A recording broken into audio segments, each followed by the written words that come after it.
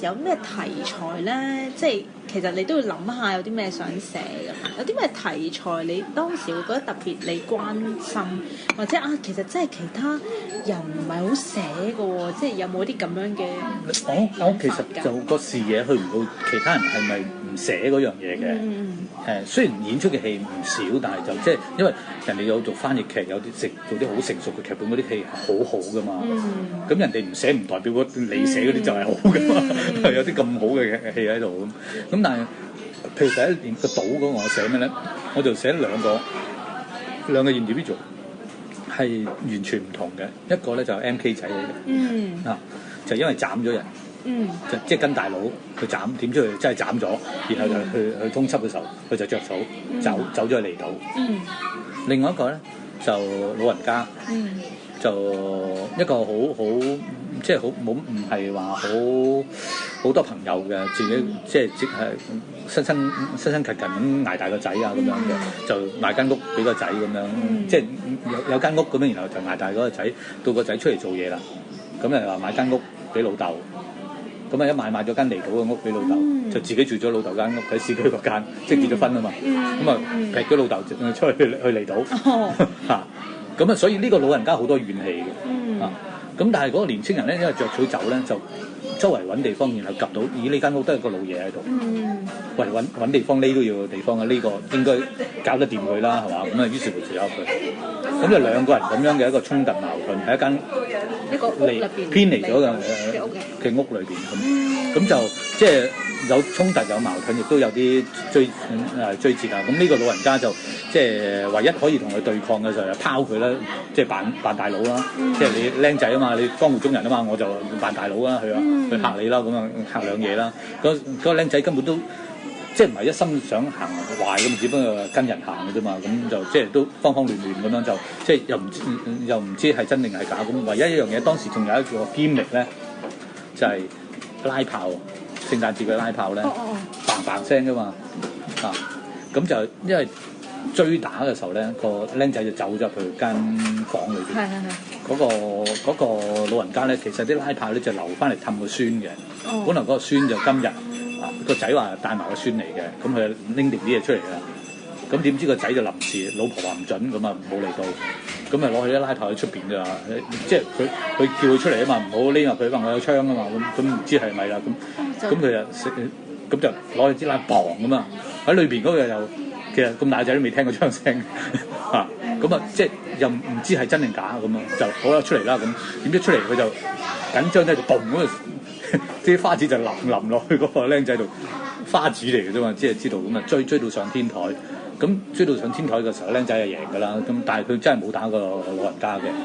咁就喺嗰個時候嘅時候咧，就係兩個人咧就反而平靜咗落嚟。即係可以呻下啦。即係你唔好逼我，你唔好逼我，咁大家都唔好覺得對方喺度壓迫緊自己，但係其實兩個都係俾個環境個社會咧壓迫緊嘅一個個體喺度。點會諗到呢個題材嘅？其實第一個意念咧就係煙花。個煙花就係話，即係當時初二放煙花唔係好耐啊嘛，煙花就好開心，好多人嘅，但係會諗到喺煙花之餘嘅時候，好多人好熱鬧，亦都有好多人好孤獨。咁就諗兩個人出嚟孤獨嘅，但係孤獨煙花咁個環境，香港周圍都好嘈嘅，揾邊個地方又睇到煙花嘅，諗唔到，最後尾就用咗呢個拉炮去代替咗煙花咯。咁就最後尾嗰場戲就兩個人喺度拉炮向天拉炮，啵，咁有個作用嘅，因為個老人家喺度勸緊嗰個細路去自首嘅，即係你係做錯咗嘅，咁點啫？你10幾歲咁你做咩啫？咁佢就最初唔想嘅，但係因為佢住嗰個山頭咧就靜啊，離島就靜啊，咁咧佢啲拉炮咧其實嘭嘭聲咧，就係下邊啲警察咧就會聽到嘅。就曾經咧就有警察巡過，之前有個伏線嘅，有啲警察嚟巡。你好記得哦，咁耐之前嘅劇本。做過啊嘛，最有機會再炒過啊！咁因為其實我覺得對而家啲學生嚟講都仲係有作用嘅，咁所以就即係有再做，有機會再做。咁就警察嚟巡過，咁就見到佢個老人家就喺威脅之下就話冇嘢啊，冇事啊咁，其實想放料嘅，但係警察唔影水咁就走咗去，咁就呢一場最後嗰場戲咧，佢哋喺天台度放煙花，一方面喺度 share 緊一樣，另外一方面就係其實個細路都知道放煙花下邊有警察聽到嘅。咁即係佢自己都一齊去放，即係就唔使多講啦。咁然後咧最後尾咧就個警車嚟到個車頭燈停咗喺屋外邊，咁就完咗啦。有個 open 嘅結局嘅。咁但係即係佢又唔走，咁個車嚟到，咁大家都好遊行，咁即係幾清晰㗎啦。係。不過嗰陣時就有啲嘢係，因為我做後台開始㗎嘛，所以有好多 technical 嘅嘢我係掌握到嘅。個車頭燈咧就係架車咧點樣上嚟咧？因為山路咧，咁其實咧我就揾支木方咧，就要大會堂俾兩支燈我。點解可以咧？因為我做過燈光啊嘛。所以你摸清楚人哋後台。當時嗰啲 regulation 就冇即係唔準我哋借乜唔準借乜，我係攞住插晒線咁就係攞住。咁其中有一個叫一個後台大隻仔，咁啊揸住盞燈，即係點樣控制住？跟住咧橫掃個舞台咁啊，好似嗰車燈，嗰個車燈斜咁樣，然後佢合埋啲機械，即係汽車聲啊，然後架車停咗嘅時候，咁去震下，咁嗰啲車就喺度震下啲燈咯，咁啊個效果咪好好咯。咁對匯演嚟講，應該係一個好成熟嘅嘗試嚟㗎咯喎。係好成熟嘅技巧嚟㗎啦，已經。嗰陣時有冇舞台效果獎啊？嗰陣時冇，未有。冇有報警獎，其實最難咧，呢遊戲最難嘅咧就係反而個報警，因為喺室內㗎嘛，主要掙扎喺室內㗎嘛，咁又個空間又要喺門口外邊佈一輪，然後有警察喺門口外邊，又有室內，咁你唔起牆又唔得，起牆又睇唔到室內，咁點咧？咁後尾咧我就用咗一個地產嘅概念，啲地產平面圖咧喺地下度畫晒嗰啲線。然後就跟住木方嚟嘅，上邊係木方嚟嘅，即係師傅晒嘅所有牆咁就變咗即係話喺裏邊咧，就係舞台嗰種虛實嗰樣嘢。其實就喺個線裏邊咧就係室內啦，外邊就係應該好似嗰套電影啊，係咪？係啊，係啊，但嗱，你早咗84年，係你早咗啦，84年。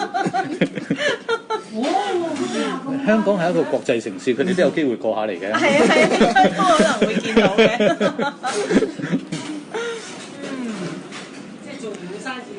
咁但係之後其實你都寫咗好多關於即係香港人身份啊，或者龍情系列嗰啲嘢，即係嗰陣時又點解會做呢一堆嘅戲嘅咧？龍情咧，其實係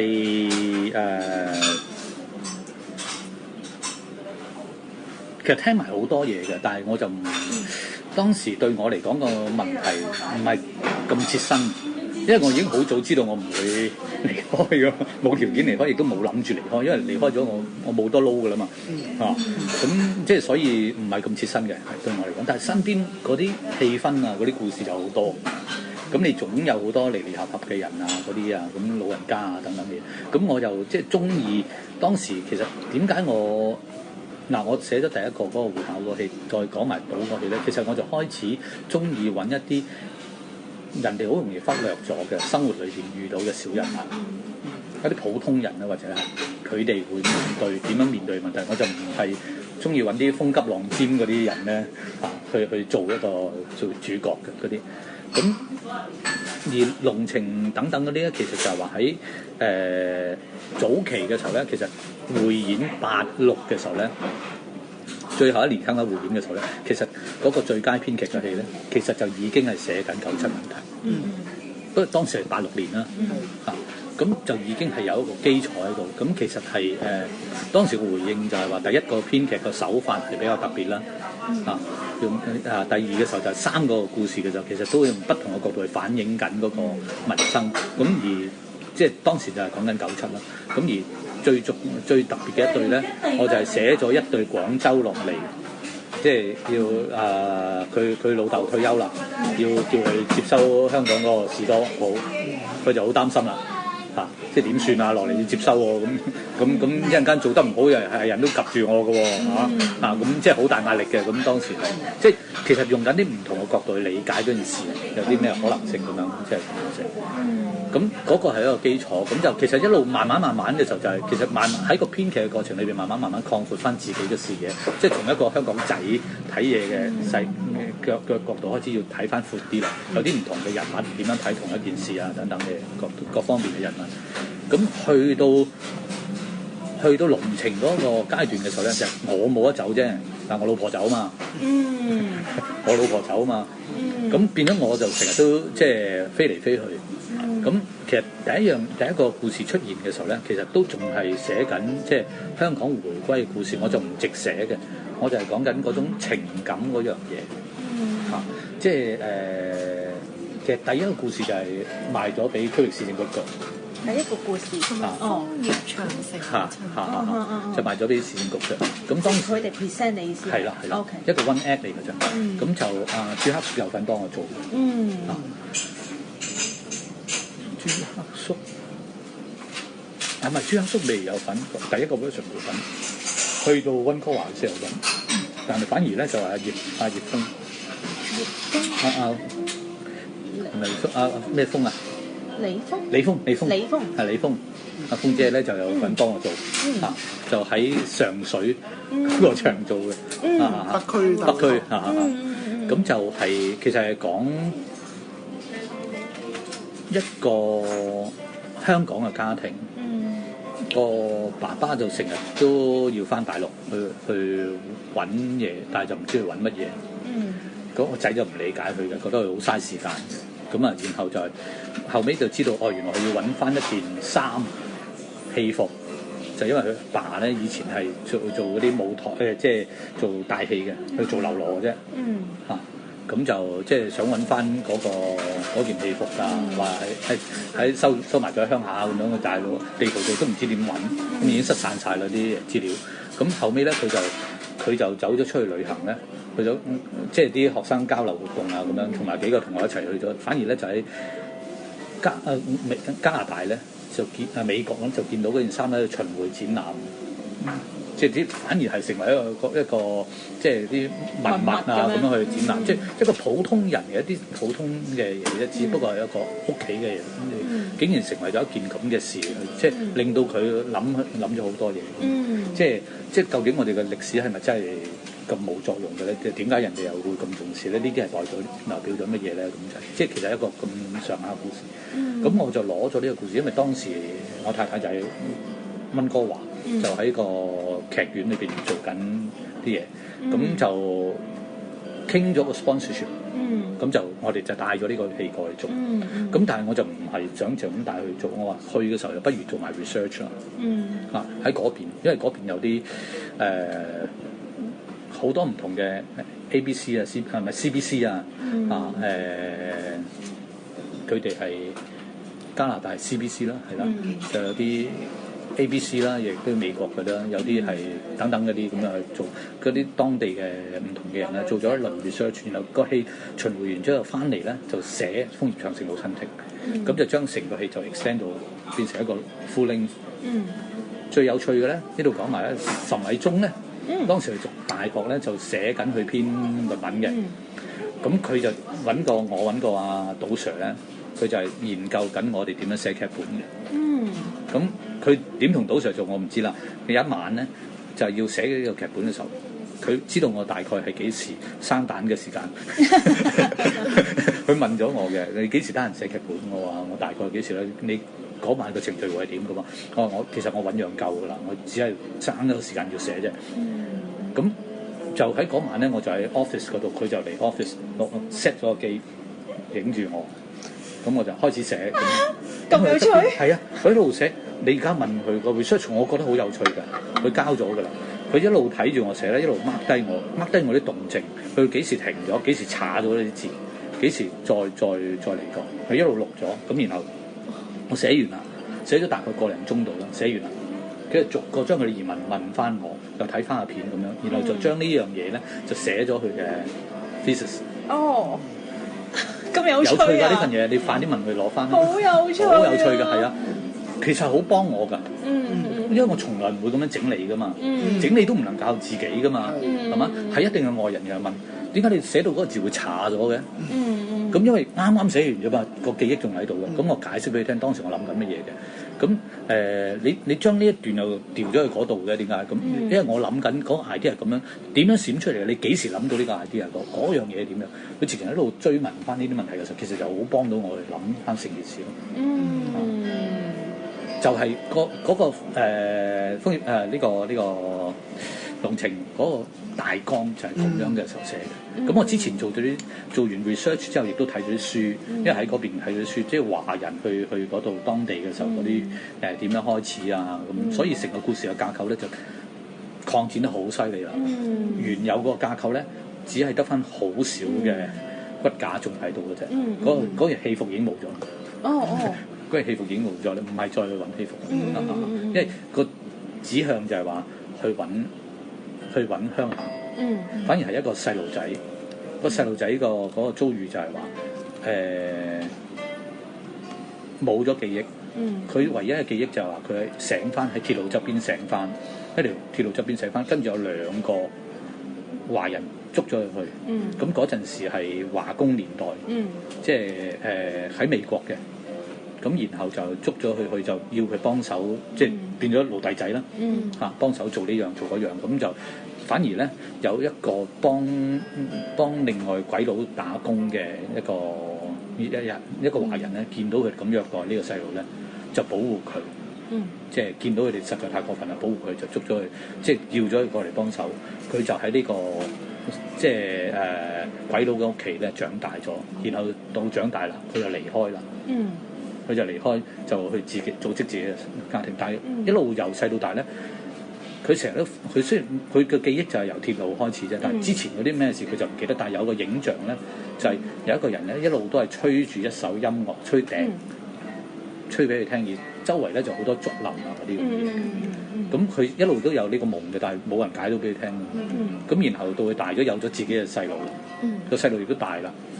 絕對係一個，佢去咗移民咗加拿大啦，就係一個 CBC 嚟嘅。咁然後咧，佢就佢太太鼓勵佢咧，就畫低個佢見到嘅嘢，佢畫咗喺度。咁個細路咧當正自己係一個外國人，睇唔起中國人，亦都睇唔起香港人，因為覺得好多呢啲咁嘅所謂華人嘅陋習喺度，於是乎睇唔起佢哋。咁佢就即係一路都唔想認自己嘅身份。咁但係學校咧嗰年暑假咧就要做一個 project，就係去中國，因為中國熱啊嘛。去中國嗰度要做一啲，即係佢哋分小組，然後由一個地方去到另外一個地方，即係自己揾路咁樣，然後寫一個 project。咁佢一路好興啊！點解要編埋我同一個香港人、一個中國人學生同一個小組，一路好猛咁樣就喺度執嘢，唔小心就將老豆嗰張地圖即係畫到塞埋個背囊度。咁就出咗嚟，咁於是好多衝突啦，同呢兩個同學咁啊，喺衝突裏邊嘅時候，大家亦都認識其實大家都有好多不足嘅地方，亦都有啲強嘅地方，即係大家面對翻咁，直至到大家去到嗰個村裏邊，亦都認識咗好多當地嘅一啲民生嘅嘢嘅時候啦，睇到其實有啲嘢係好有情感嘅嘢，反而係生活上面好有情感嘅嘢，又講唔出嗰啲嘢，咁唔知點樣啦，就個感受好強烈，咁然後就跟住唔小心攞個圖出嚟一睇，點解同呢度一模一樣嘅？佢揾到啦，佢揾到個圖啦，咁嗰條線就去到呢度咧，跟住咧仲有佢就落香港嘅，佢就落香港帶住個圖嘅時候落翻嚟香港，香港咧亦都有佢嘅舅父喺度，咁即係香港呢筆就梗係講香港人喺呢段時間裏邊啦，咁就但係呢個香港人就即係揾錢，但係家庭就散晒，有移民，但係結果就散晒屋企嘅，咁就即係都唔知自己做乜嘢。咁點解移民要走又答唔到呢個問題嘅？咁但係佢老豆咧聽到揾到咧，就梗係快脆趕嚟啦，去揾啦，咁就反而係即係嗰個故鄉究竟喺邊度咧？邊度先係你嘅故鄉咧？咁嗰樣嘢，大家就喺度講。咁呢其實係呢個劇本好深刻嘅原因，就係因為係創作時間最長啦，而最初嘅時候唔係咁樣嘅嘛，最初只係寫一個咁樣嘅戲服嘅故事，一件流羅嘅衫嘅故事啫嘛，咁然後慢慢就發展到一個比較大嘅成個脈絡，亦都因為做咗好多 research 嘅嘢，咁就變咗嗰樣嘢嘅時候，其實對我個創作嚟講多咗好多唔同嘅經歷咁就令到我喺寫作嘅時候又好多時嘅時候，以前就係淨係揾自己身邊最熟悉嘅 research 到嘅嘢去做咯。但係而家嘅時候，其實要向一啲自己冇咁熟悉嘅但係相關嘅嘢去做咁樣就會多咗呢啲。算唔算係你最規模最即係個或者個時間歷程？歷程一定係最長嘅因為最初創作嘅時候係95年，即係楓葉長平老親情係95年嘅事。咁96年就去溫哥華，咁由97年就喺香港做，唔係96年底喺香港做，所以嗰個年度係96年嘅，但係頒獎嘅時候係97年。咁佢4月頒獎嘅7月就係啱就係回歸嘅時候空檔嘅，本來 book 曬所有期噶嘛，市政局康文署唔放期出嚟噶嘛，咁後尾編好晒節目啦。有個期空咗出嚟，我就喺正回歸嗰幾日去做咯。係喺回歸文化中心文化中心重演嘅時候。